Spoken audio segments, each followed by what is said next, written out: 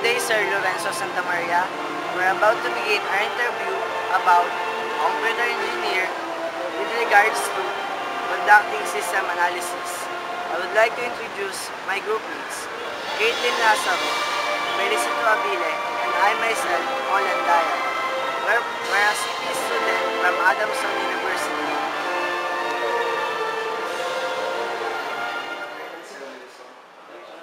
We are here to interview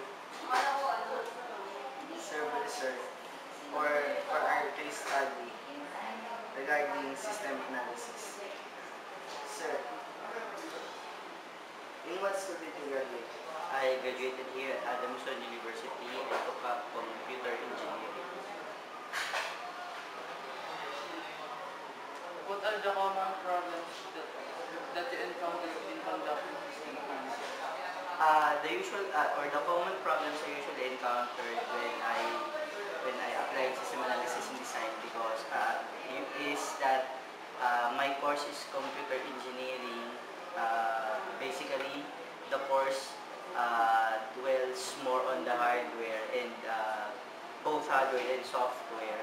But the development or the system analysis and design is being applied in real programming, meaning if you are supposed to develop a system, a big system, not just an ordinary program. So I had a hard time focusing or using system analysis and design because, as you have known, computer engineering is more of the hardware rather than the software. But I guess in your course nowadays, you have already incorporated system analysis and design. When I was in college, we do not have system analysis and design. Sir, how do you overcome those problems?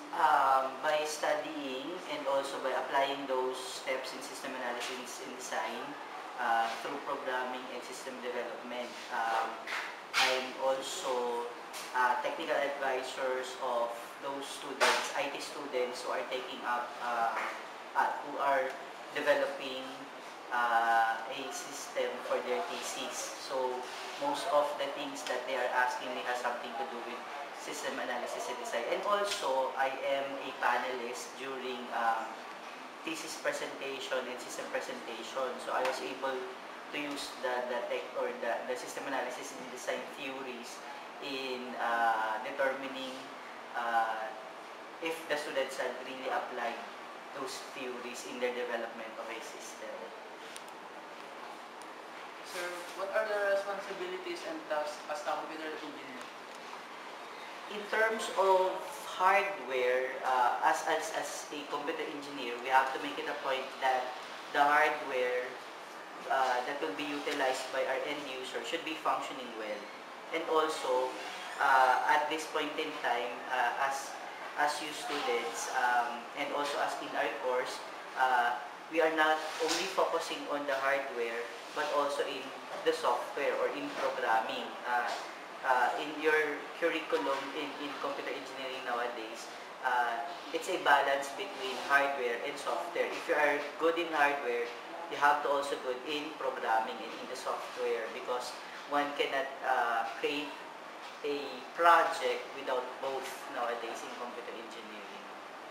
Sir, can you give us some advice on taking computer engineering courses? Siguro the advice that I'll be giving you is you have to focus on the hardware and also on the software because your course is computer engineering. And also, you have to make it a point that you have to put your heart in whatever things that you do and also in the subjects that you are taking, most especially your major subject, because if you do not have the heart, you will not be able to survive the course. Diba? Kung hindi mo lalagay yung puso mo dun sa ginagawa mo, may hirapan ka. I myself had a hard time taking up computer engineering because I always wanted to become a teacher. But unfortunately, I was forced by my relatives to take up computer engineering. So during my first 2 years in college, medyo nahirapan ako. Pero once I put my heart on it, I was able to finish my course in the given time. Tapos I was able to use the things that I've learned in computer engineering now that I am in the field of education. Sir, any final message? Hindi naman yun yung final message ko. Siguro ano lang, focus lang sa aral. And nowadays, if you would notice, there are several detrimental things in terms of the study. Marami na ngayong mga bagay na nakakagulo sa isip. Like for example, computers, internet, Facebook, Friendster, mga PSP.